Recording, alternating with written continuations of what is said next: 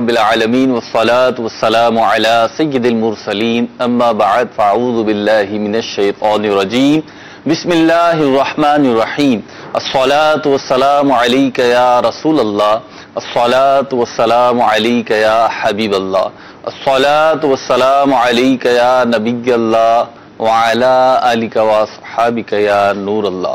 مدنی channel کے ناظرین، ایک بار پھر سلسلہ حکام تجارت کے ساتھ حاضر خدمت ہے، اور انشاءاللہ عز و جل حسب معمول اس سلسلے میں آپ کی کالز ہوں گی، آپ کے سوالات ہوں گے، اور ان کا خصوصیت یہ ہوگی، اس کا امتیاز یہ ہے اس سلسلے کا کہ اس میں جو آپ سوالات کرتے ہیں، کالز کرتے ہیں، جو اپنی اشکالات ہوتے ہیں آپ کو پیش کرتے ہیں، وہ بالخصوص کاروباری تناظر میں ہوتے ہیں، صنعتی تناظر میں ہوتے ہیں، اور مالی معاملات سے متعلق ہوتے ہیں۔ انشاءاللہ آپ کی کالز کو ہم ترجیحی بنیادوں پہ شامل کرتے ہیں، جیسا کہ اس سلسلے میں، اور مفتی صاحب کی خدمت میں پیش کریں گے۔ آج بھی مفتی صاحب بہرحال ہیں، اور مفتی صاحب ہی کی وجہ سے سلسلہ ہوتا ہے۔ جس دن مفتی صاحب نہیں ہوں گے اس دن سلسلہ نہیں ہوگا، تو مفتی صاحب ہیں، آپ کی کالز ہوں گی، مفتی صاحب کی طرف بڑھائیں گے اور جوابات لیں گے، لیکن پہلے شامل کرتے ہیں درود پاک، اور پھر آپ کی کال کے ساتھ ہی مفتی صاحب کی بارگاہ میں حاضر ہوتے ہیں۔ نبی کریم رؤوف الرحیم صلی اللہ تعالی علیہ وسلم کا فرمان ذی شان ہے کہ جسے یہ پسند ہو کہ وہ اللہ عز و جل سے اس حال میں ملے کہ اللہ عز و جل اس سے راضی ہو، تو اسے چاہیے کہ مجھ پہ کثرت سے درود پاک پڑھے۔ صلو علی الحبیب صلی اللہ تعالی علی محمد صلی اللہ تعالی علیہ وسلم۔ آپ کی کال ہے، اور کال کے ساتھ ہی مفتی صاحب کی طرف چلیں گے۔ جی مفتی صاحب سے میرا سوال یہ ہے، اگر کوئی بندہ بزنس کرتا ہے اور مختلف لوگوں سے پیسے لے کر، اور وہ ان سے شرع سود فکس نہیں کرتا، اور اس کا کاروبار بھی ایسا ہے کہ ہر بندے کو پتا ہے کہ اس میں نقصان نہیں ہے، اور وہ ہر مہینے کبھی کتنے کبھی علیحدہ فریج سے پیسے دیتا ہے، کیا ایسا کرنا جائز ہے؟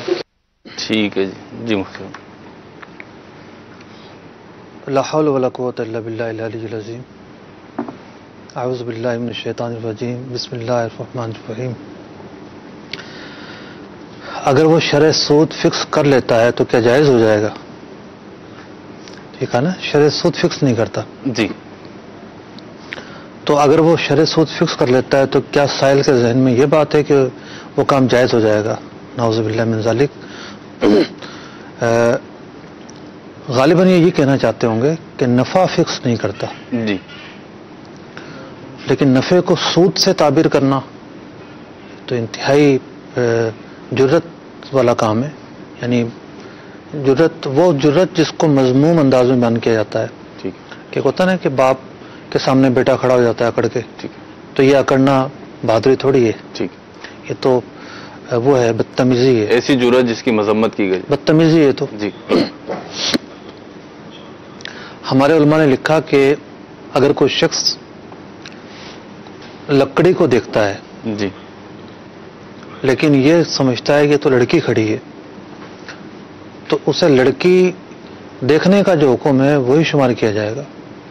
کوئی پانی پیتا ہے جی، شراب سمجھ کے، معاذ اللہ، تو شراب کا ہی حکم جو ہے نا وہ اس کو ملے گا، گناہ کے اعتبار گناہ ملے گا۔ ٹھیک ہے، تو پہلی بات تو یہ ہے کہ شرع سود یا سود کا لفظ اس کی کیسے گنجائش ہو سکتی ہے کاروبار کے اندر؟ کاروبار اور سود تو متضاد چیزیں ہیں۔ جو کاروبار ہے وہ سود نہیں ہو سکتا، جو سود ہے وہ کاروبار نہیں ہو سکتا۔ قرآن مجید فرقان حمید نے واضح فرما دیا، احل اللہ البیع وحرم الربا، سود کو اللہ تعالیٰ نے حرام قرار دیا ہے اور خرید و فروخت کو حلال قرار دیا ہے۔ اب ہم دوسرے پہلو کی طرف جاتے ہیں کہ اگر ان کی مراد نفع طے کرنا تھی، جی، لفظ استعمال کرنے میں غلطی کر گئے، اس پر ان کو توبہ بھی کرنا لازم ہے۔ تو جہاں پر نفع طے نہیں ہوتا، اگرچہ کہ نقصان کا چانس ہو یا نہ ہو، ٹھیک، تو ایسی شراکت جائز نہیں ہے۔ دوسری بات یہ ہے کہ نفع اگر طے ہوتا ہے تو فگر سے طے کرنا جائز نہیں ہے، کہ نفع جو ہے ایک ایسی چیز ہے شراکت کے اندر ضروری ہے کہ وہ تناسب یعنی فیصد کے اعتبار سے مقرر کیا جائے۔ ٹھیک، تو شرکت کے اور بھی بہت سارے ضروری مسائل ہیں، تو احتیاج اور ضرورت اس بات کی ہے، یعنی we need for this matter کہ ہم شراکت کے ضروری اصول و ضوابط سیکھیں تاکہ پارٹنرشپ میں جو غلطیاں واقع ہوتی ہیں وہ غلطیاں نہ آ سکیں. سب یہ جو انہوں نے کہا کہ منافع کے اعتبار سے جو کہا تو حکم تو آپ نے بیان کر دیا. میں ایک چیز کی مزید وضاحت چاہ رہا ہوں کہ عوام میں یہ مشہور ہے کہ جیسے لوگوں کے پاس پیسہ ہے، یعنی دو کیفیات ہیں. ایک شخص ہے جسے کام آتا ہے، کاروبار ہے، اس کا رن کر رہا ہے اور وہ اس میں چاہتا ہے کہ مزید اس میں انویسٹمنٹ لگ جائے، پیسہ لگ جائے اور ایسٹس میرے ڈیولپ ہو جائیں تو میری انکم ریشو جو ہے وہ بڑھ جائے گا، لیکن اس کے پاس پیسہ نہیں ہے. دوسرا شخص وہ ہے کہ جس کو کوئی کام نہیں آتا لیکن اس کے پیسے ہیں، اب وہ چاہتا ہے کہ مجھے بھی کوئی منافع مل جائے. تو اب اس کنڈیشن میں یہ صورت ڈیولپ ہوتی ہے جو میں سمجھ سکوں کہ ایک شخص کہتا بھائی آپ میرے پیسے لگا لو، وہ کہتا ٹھیک ہے جی لگا دو، لیکن جو ہے نا اب یہ گویا کہ اپنے ذہن کے مطابق یہ سمجھ رہے ہوتے ہیں کہ ہم سود سے بچنے کی کوشش کر رہے ہیں. اور کیونکہ سود تو جب ہوگا جب ہم فکس کریں گے، یہاں پہ ہم منافع جو ہے وہ فکس نہیں کر رہے. تو کیا اب جیسے آپ نے وضاحت تو فرما دی لیکن چاروں مزید اور وضاحت ہو جائے ان افراد کے لیے بھی جو اس قسم کی کوئی سوچ رہے ہیں یا اگر اس طریقے سے انویسٹمنٹ کریں کہ انکم جو ہے وہ ہماری طے شدہ نہ ہو کہ بھائی 2000، وہ تو آپ نے فرمایا فیگر اور پرسنٹیج کی جو بات ہے وہ اپنی جگہ ہے، کہ ہمارا فیگر بھی طے نہ ہو کہ اتنا لمیٹڈ جو ہے پروفٹ آپ کو ملے گا، نہ اس سے کم نہ اس سے زیادہ. یہ نہیں ہے تو پھر سود نہیں ہے. اب یہ جو ایک وسوسہ ہے یا ایک صورت اپنی طور پہ بنا لیتے ہیں اس کا. دیکھیں میں دو مختلف مثالوں سے سمجھانے کی کوشش کرتا ہوں. جی. ایک مثال کا تعلق دیہی علاقوں سے، ٹھیک ہے، تو دیہی علاقوں کے لوگ جلدی سمجھ پائیں گے. صحیح ہے. اور دوسری مثال کا تعلق ہے شہری علاقوں سے. ٹھیک ہے، تو آبادی بھی دو ہی جگہ ہے. جی. مثال کے طور پر کسی نے گائیں لی. ٹھیک ہے. دو آدمی نے مل کے گائیں لے لی. ٹھیک ہے. دونوں کی ملکیت ہے. صحیح ہے. اس کے چارے وغیرہ کے اخراجات بھی وہ دونوں برداشت کرتے ہیں. ٹھیک ہے. لیکن اگر وہ یہ شرط لگا لیں کہ جی 5 سال کے بعد مجھے نا 2 گائیں چاہیے، ان میں سے کوئی ایک شرط لگا لے. ٹھیک ہے. اس شرط کو نامعقول شرط کہا جائے گا. ٹھیک ہے. کو کہا جائے گا جب آپ دونوں کی یہ گائیں ہیں، جی، مشترکہ ہے اور آپ دونوں اس کا ایکسپینس برابر برداشت کر رہے ہیں. ٹھیک ہے. تو اب اس کی جو بھی پیداوار ہوگی، افزائش ہوگی، جی، اس پر ڈیپینڈ کرے گا نا معاملہ. ٹھیک ہے. تو اس پر ڈیپینڈ کرنے کے بجائے آپ الگ سے کیوں چل رہے ہیں؟ صحیح ہے. کاروبار میں بھی یہی ہوتا ہے کہ جو کچھ نفع نقصان ہو رہا ہے، کاروبار کہاں جا رہا ہے کہاں نہیں جا رہا، کتنا ایکسپینس آیا، کتنے اخراجات ہوئے، کہیں کوئی نقصان تو نہیں ہوا، تو جو ریالٹی ہے اس پر بنیاد رکھیں گے بجائے اس کے کہ اس سے ہٹ کے کچھ طے کر لی جائے. شہری علاقوں میں ہم آ جائیں کہ 2 آدمی مل کے کوئی پراپرٹی خرید لیتے ہیں. ٹھیک ہے.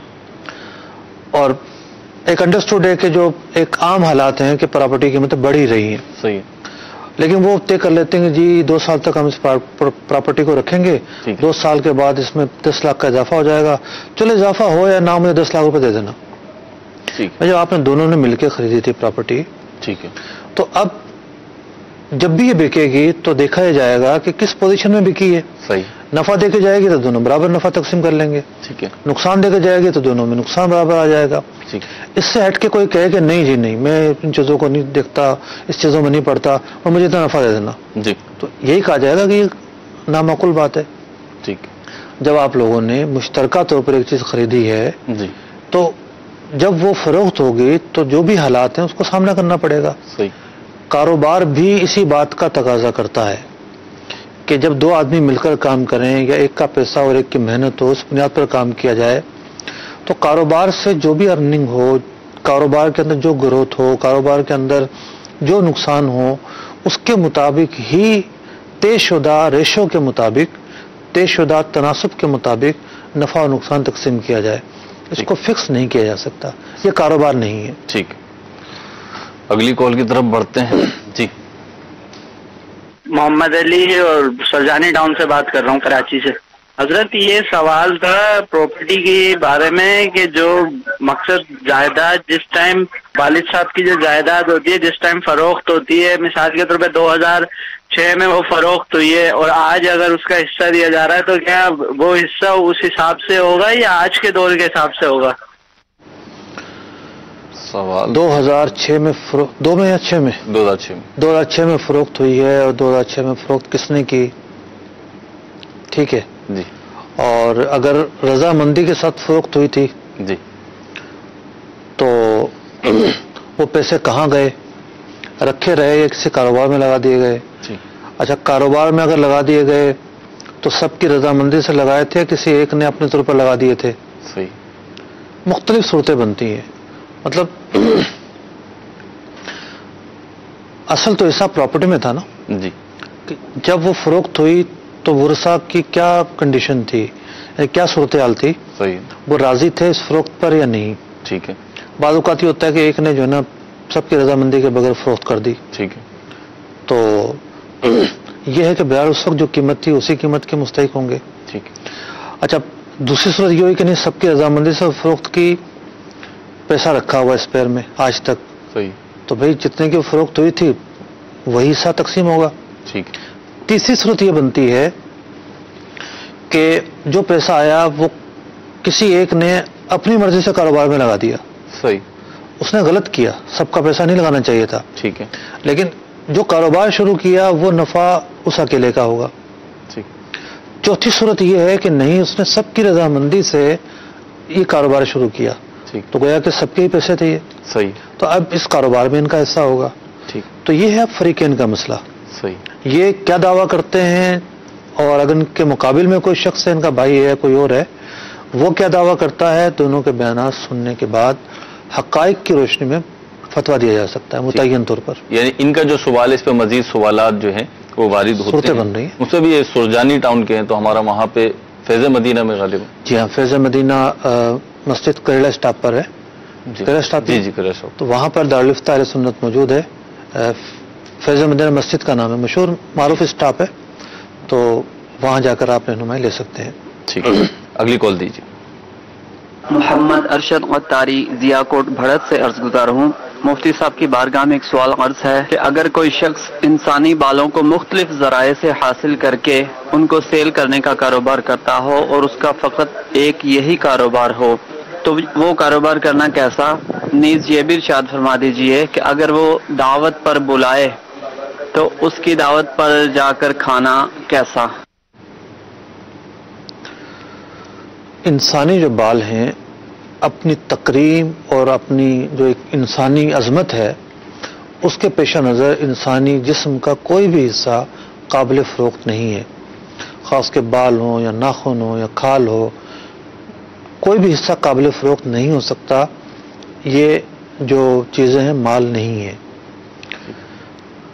تو اب جو شخص اس کی خرید و فروخت کرتا ہے اس کی آمدنی حلال نہیں ہے، اس کی آمدنی حرام پر مشتمل ہے. اور ان بالوں کا استعمال کرنا بھی جائز نہیں ہے کہ ان بالوں کا استعمال کرنا انسانی تقدیم کے خلاف ہے. اللہ تبارک و تعالیٰ نے انسان کو ایک عظمت اور شرف عطا فرمایا ہے، اور اس عظمت اور شرف کے پیش نظر جو بقایا مخلوق ہیں وہ انسان کے تابع رکھی ہیں. جی.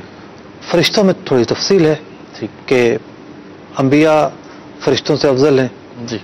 پھر بعض فرشتے بعض انسانوں سے افضل ہیں. اس کے علاوہ اگر دیکھا جائے، ہم دنیا میں دیکھ لیتے ہیں کہ دنیا کی جو بھی چیزیں ہیں سب انسانوں کے لیے ہیں. ٹھیک. یعنی سب انسان کے لیے مسخر کر دی گئی ہیں. جی. بحر ہو، بر ہو، شجر ہو، حجر ہو، ہر چیز سے انسان فائدہ اٹھائے گا. انسان کو اللہ تبارک و تعالیٰ نے ایک کلیدی کردار اس نظام کائنات میں دیا ہے. ٹھیک. تو اب انسانی اعضاء کو، انسانی جسم کے حصوں کو بیچنا، خریدنا، یہ اس کی تقریم کے خلاف ہے. ٹھیک. تو انسانی بالوں کا استعمال بھی جائز نہیں ہے، اور ان کی جو تجارت ہے وہ بھی جائز نہیں ہے. اس سے جو آمدنی حاصل کی جائے گی وہ بھی حلال نہیں ہوگی. ٹھیک. اگلی کال دیجیے. اور رہ گیا معاملہ کھانا کھانے کا، تو جب معلوم ہے کہ کوئی اور ذریعہ آمدنی نہیں ہے، ایک ہی ذریعہ آمدنی ہے، تو ایسے شخص کے گھر کھانا نہ کھایا جائے. ٹھیک ہے. اگلی کال دیجیے. مفتی صاحب کی بارگاہ میں میرا سوال یہ ہے کہ میں کمپنی میں ملازم ہوں اور اس کمپنی نے مجھے ایک گاڑی دی ہے. کیا میں اپنی وہ گاڑی ثواب کی نیت سے اپنے کسی بھائی کو، کسی دوست کو دے سکتا ہوں؟ اگر دوں تو کیا حکم ہوگا؟ ٹھیک ہے جی. کمپنی کی گاڑی کی کیا حیثیت ہے؟ کمپنی دیکھیں گفٹ تو دیتی نہیں ہے. یہ بات تو طے ہے. ٹھیک. ہاں کوئی ایسی کمپنی چھوٹی کمپنی ہے سیٹ صاحب خوش ہو کر گفٹ دے دیتے ایک الگ بات ہے. جی. عام طور پر کمپنیاں سسٹم کے تحت چل رہی ہوتی ہیں. ٹھیک.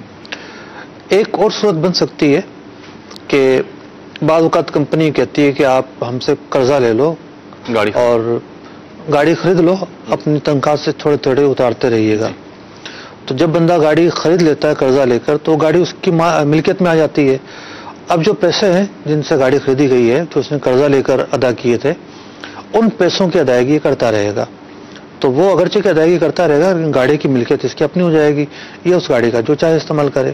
ٹھیک. تیسری جو صورت جو غالب ہوتی ہے کہ کمپنیاں عارضی طور پر گاڑیاں دیتی ہیں اور وہ گاڑیاں بھی مختلف نوعیت کی ہوتی ہیں. بعض ایسے یعنی کہ اسٹینڈرڈ آتے ہیں کہ اس منصب کے جو لوگ ہوں گے ان کو گاڑیاں دے دی جاتی ہے, آپ آنا جانا اس میں کریں. جی. بعض اوقات لوڈنگ کی گاڑیاں ہوتی ہیں.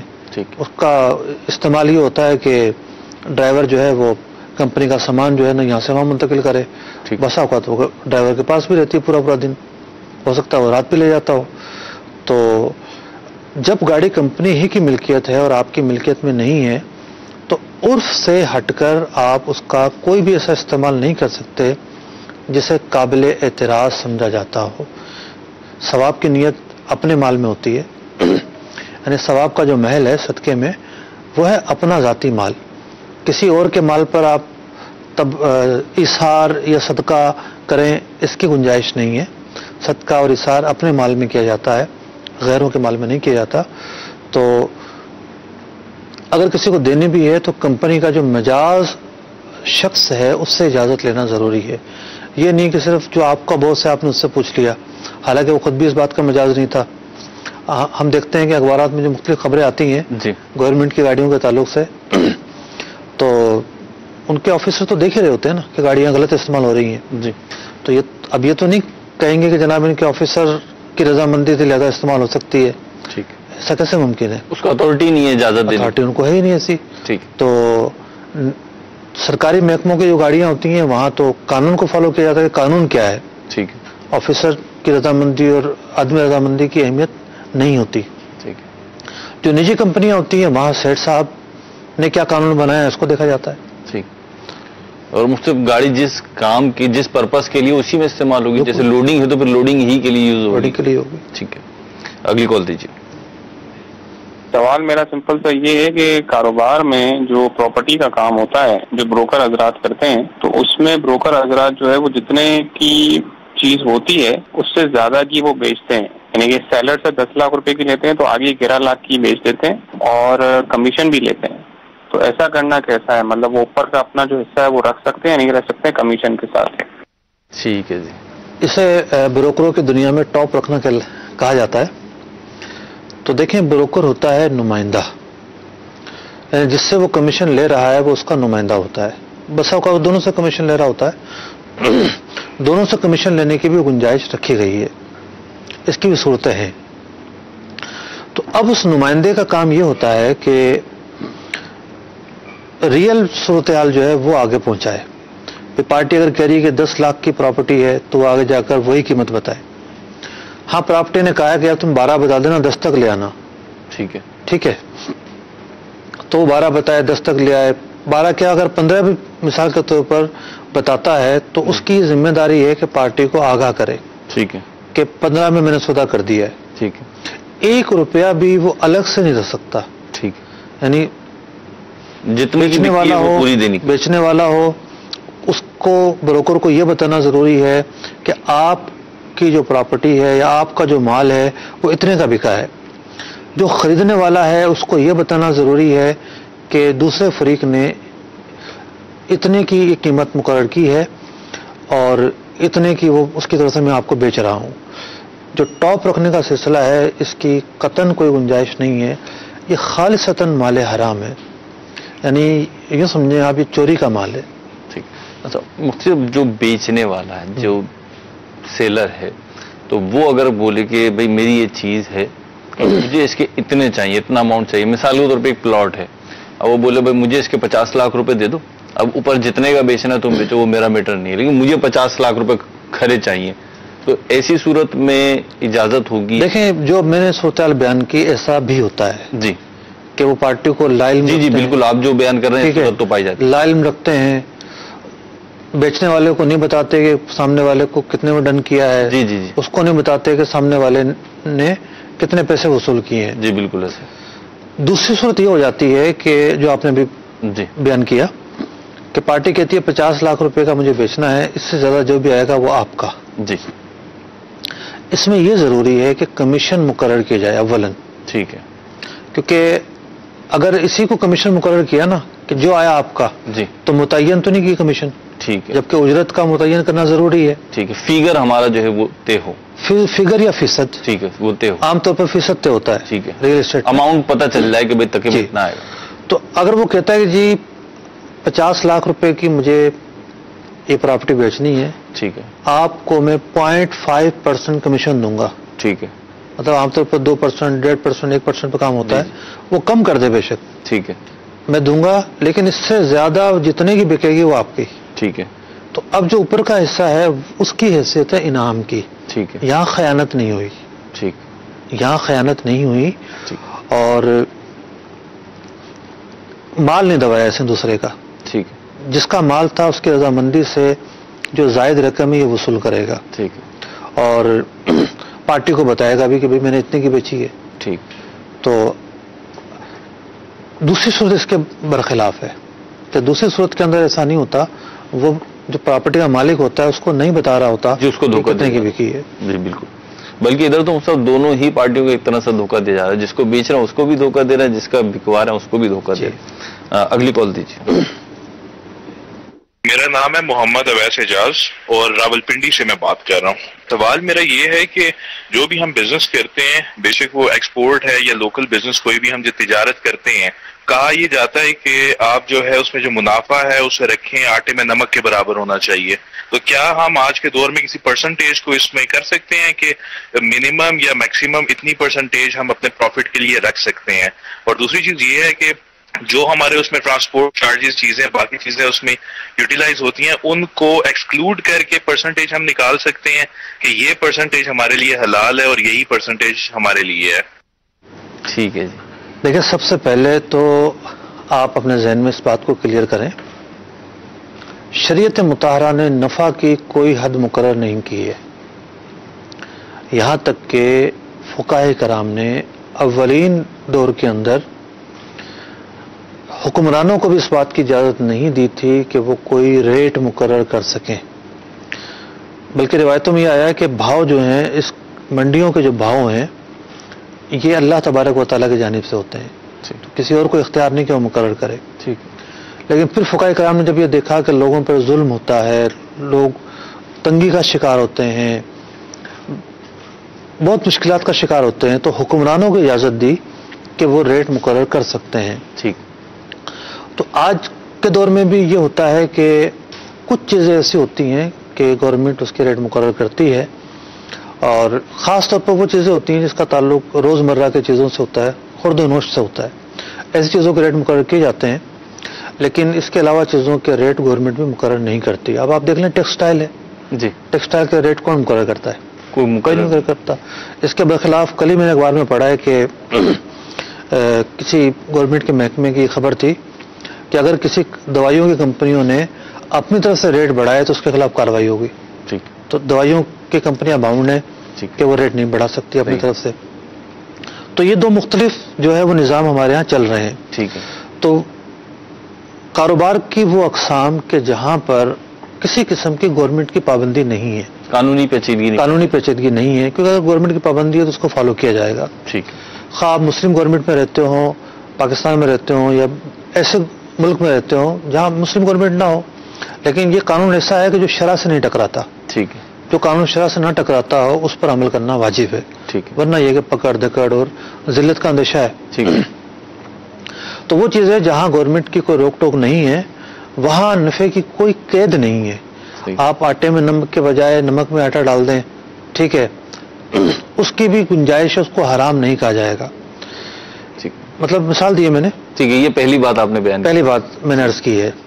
تو دوسری بات جو یہ فرما رہے ہیں کہ नफ़ा किस रेशो से तय किया जाएगा? देखें, नफ़े की जो तारीफ की जाती है वो यही की जाती है कि अखराजात निकालने के बाद जो बचता है। अब एक दुकानदार है, वो चीज़ लेकर आता है, ठीक है, ला के दुकान में रखता है, दुकान किराए की है, यूटिलिटी बिल्स भी हैं, बिल भी अदा कर रहा है, तो पूरे अखराजात निकालने के बाद वो देखता है ना मुझे कितना नफ़ा बचा। सारे एक्सपेंसेस जो हैं वो उसमें शुमार करते हैं। तो नफ़े की तो तारीफ यही है कि अखराजात निकाल के जो बचे उसे नफ़ा कहते हैं। ठीक, तो ला मुहल्ला अखराजात के बाद जो बचेगा उसी को नफ़ा कहेंगे। अब आते हैं दूसरे हिस्से की तरफ। यानी एक तो ये था कि जो गलत फहमी थी वो मैंने दूर की। दूसरा हिस्सा ये है कि अगरचे के शरीयत मुताहरा की तरफ से कोई रोक टोक तो नहीं है, कैद नहीं है, बाउंड नहीं किया गया, लेकिन एक दुकान ये है जहां वो चीज़ 5 रुपए की मिल रही है। क्या कोई दुकानदार उसको 100 रुपए की बेचेगा? कभी भी नहीं बेचेगा। मार्केट रूल्स के तो खिलाफ ही, कभी भी नहीं बेचेगा ना।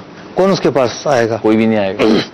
तो जब हम इस तरह के मामलात के अंदर जो तरीक़ाकार इख्तियार करते हैं, वो तरीक़ाकार इख्तियार करते हैं आबो हवा को देखते हुए, मार्केट के उतार चढ़ाव को देखते हुए। हम मार्केट की हिकमतों से तो बरीज़ुमा नहीं हो सकते। तो मतलब मार्केट प्रैक्टिस तो एक ऐसी चीज़ है कि मार्केट वाले किसी चीज़ को फॉलो करें नहीं करें, इसको तो करते हैं, लाजमी करेंगे, वरना कारोबार नहीं कर पाएंगे। तो इसी तरीके से कुछ ऐसे अखलाकी तकाजे होते हैं, उनको भी फॉलो करना ज़रूरी है। मतलब अखलाकियात का हिस्सा है, इन मानों में ज़रूरी है। यानी इतनी महंगी चीज़ ना बेची जाए कि जिससे लोगों को दुश्वारियाँ होती हों। अब बात चीज़ें क्या होती हैं, उसमें मोनोपोली होती है जी। भाई एक ही आदमी है जो बाहर से मंगवाता है, ठीक है, वो शहनशाह है जनाब जी, उस चीज़ के जो मर्जी रेट मुकर्रर कर ले वो, ठीक है, और वो ठीक ठाक रेट मुकर्रर करता है। लेकिन अगर वो उस चीज़ के कम रेट मुकर्रर करेगा जी, इस नज़रिए के तहत कि गुरबा का फ़ायदा हो जी, मुसलमान इस चीज़ को ख़रीदें तो उन्हें इस चीज़ का ख़रीदना भारी ना पड़े, मुशक्क़त का बायस ना बने, खैरख्वाही पेश नज़र, तो इस नीयत के पेश नज़र ये रेट कम करना भी सवाब का काम होगा। यानी इत्तात कहते हैं उन चीज़ों को जिसका हमें हुक्म दिया गया है जी। अब हुक्म बाज़ औक़ात इस्तेहबाबी होता है, यानी करेंगे तो सवाब है, नहीं करेंगे तो गुनाह नहीं है जी। तो ये भाव कम करना जो है बिलाशुबा मुक्तदाए शरीयत है, यानी तरगीब दी गई है इसकी, ठीक, कि लोगों पर आसानियाँ पैदा की जाए। ठीक। फिर दूसरी चीज़ ये है कि ऐसा भी नहीं होना चाहिए कि आप मार्केट में बैठ के इस नज़रिए के साथ बैठे हुए हैं कि जी मेरी चीज़ें जितनी की मर्जी मैं बेचूं, लेकिन आपकी मार्केट में सस्ती बिक रही है। तो फिर ऐसी हालत में लोग अंगुश नुमाई करेंगे, यार ये तो काटता है जी, तो यूं करता है। अगरचे कि लोगों का ये कहना सही नहीं है, ठीक, मतलब काटता है का लफ्ज़ वहां कहा जाएगा जहां कोई धोखा दिया है किसी ने, ठीक, धोखा नहीं दिया। अगर वो ये कहता है कि जी मार्केट में तो इसका ये रेट चल रहा है जी, तो फिर उसने धोखा दिया, ठीक है। अगर वो कहता है कि भाई मैं इतने देता हूँ, आपकी मर्जी है तो लें, आपकी मर्जी ना लें, तो ये तो नहीं कहेंगे काटता है। लेकिन इतना जोर है कि लोग बातें करेंगे, अंगुश नुमाई होगी। तो जो अखलाकियात हैं जी, अखलाकियात में से एक अखलाक ये भी है कि इंसान साहिब मुरव्वत हो, ठीक, और मुरव्वत का ये तकाजा है कि वो अंगुश नुमाई से बचे, किलो काल से बचे, ठीक, और यानी कि लोगों की जो ज़बानें हैं वो उसके खिलाफ ना चलें, अपने आप को हिफाजत करे जी। तो पूरी डिटेल के साथ मैंने मसला अर्ज कर दिया है। तो उम्मीद है हमारे जो साहिल मोहतरम हैं नफ़े के ताल्लुक से जो उसूल ज़वाबित हैं और इस्लाम की अखलाकी तालीमात हैं अच्छी तरह समझ गए होंगे। ठीक है। उवैस एजाज भाई रावलपिंडी से थे और इनको काफ़ी तफसीली जवाब मुफ्ती साहब ने दिया। अगली कॉल दे दीजिए। मुफ्ती अली असगर साहब की बारगाह में अर्ज़ है, अभी आपने एक सवाल के जवाब में इरशाद फरमाया कि अपना नफ़ा जाहिर करना ज़रूरी है कमीशन में। तो जो दूसरी सूरत आपने बयान फरमाई जिसमें हमारे महरोज भाई ने सवाल किया था कि अगर पार्टी कहती है कि आप कितना भी नफ़ा रखें वो आपका, मुझे 50 लाख में बेचना है, अब अगर उसने 60 लाख में बेच दिया तो क्या ये जो 10 लाख रुपए जो नफ़ा इसको मिला है क्या इसको जाहिर करना ज़रूरी है? और दूसरी सूरत ये है कि अगर कोई शख्स कमीशन पर काम करता है तो ग्रुप में 2-4 अफराद भी होते हैं जो कमीशन पे काम करते हैं, लेकिन उसने फकत एक का नाम ले लिया, उसने कहा कि भाई जैद है और जैद का ग्रुप ये तकरीबन 10 लाख रुपए लेंगे आपसे, तो क्या ऐसा करना जायज़ होगा? रहनुमाई फरमाएं। अस्सलाम वालेकुम। वालेकुम अस्सलाम व रहमतुल्लाहि व बरकातुहू। मुफ्ती साहब ने नफ़ा मुतय्यन करने का फरमाया था आपने, वो کمیشن ظاہر کرنا ضروری ہے، یہ ہماری کوئی گفتگو نہیں ہوئی جی، ٹھیک ہے. اللہ نے چاہا تو آپ 10 سال بعد بھی یہ سوال کریں گے، جب بھی یہی جواب دوں گا میں نے یہ عرض کیا ہے کہ چیز جتنے کی بک رہی ہے جی، مطلب سامنے والے نے جو قیمت بولی ہے وہ قیمت ظاہر کرنا ضروری ہے. ٹھیک. دو رخ نکلتے ہیں نا جی بھئی، ایک ہے بیچنے والا، ٹھیک ہے، ایک ہے خریدنے والا. صحیح. خریدنے والے کو یہ نہ جا کر کہے کہ بیچنے والا یہ 50 لاکھ کی بیچ رہا ہے، ٹھیک ہے، جبکہ بیچنے والے نے یہ کہا ہو کہ 40 لاکھ کی بیچ دو. ٹھیک ہے، اگر یہ اس طرح کہتا ہے تو یہ ٹاپ رکھنا چاہتا ہے، ٹھیک ہے، یہ اس کا خیانت ہوگا. جی. پہلی صورت یہ ہے. دوسری صورت یہ ہے کہ 40 کے بجائے 45 لاکھ کی یہ بیچ آتا ہے، لیکن بیچنے والے کو بتاتا ہی نہیں ہے. صحیح. بیچنے والے کو بتاتا ہی نہیں ہے. تو چیز تھی مالک کی، جی، جو اضافی قیمت آئی وہ بھی تو مالک رکھے گا نا. ٹھیک تو ہے، نمائندہ تھا. ٹھیک ہے، جب یہ اس کو کمیشن اسی کام کی دی جا رہی ہے کہ چیز بکوائے، تو یہ اوپر کے پیسے رکھنا اس کے لیے کیسے حلال ہو سکتا ہے؟ کوئی شیئرنگ ہی نہیں ہے ایکسٹرا. جی. پھر ہم نے تیسری صورت ایک بیان کی تھی، وہ یہ بیان کی تھی کہ جب مالک جو ہے پراپرٹی کا یہ آپشن دے دے کہ 50 لاکھ روپے کی مجھے بیچنی ہے، اتنے % آپ کی کمیشن ہوگی، کمیشن کے علاوہ اگر مہنگی بکتی ہے تو سارے پیسے آپ کے. تو اس صورت کے اندر اس کو سامنے والے کو یہ بتانا ضروری نہیں ہے کہ پارٹی نے مجھے یہ کہا ہے. جس طرح میں نے یہ مثال دی تھی کہ اگر مالک یہ کہتا ہے کہ بھئی 10 سے 12 کے درمیان بیچ دینا، جی، تو وہ جا کے 12 بولے گا، پھر کم آئے گا، پھر کم آئے گا. تو لیکن جتنے مالک کو دینے ہیں پہلی صورت میں اس کا بتانا ضروری ہے. دوسری صورت کے اندر جب اوپر کے پیسوں کو بطور انعام اس کے لیے مقرر کر دیا گیا ہے، جی، اس کا بتانا خریدنے والے کو ضروری نہیں ہے. جی.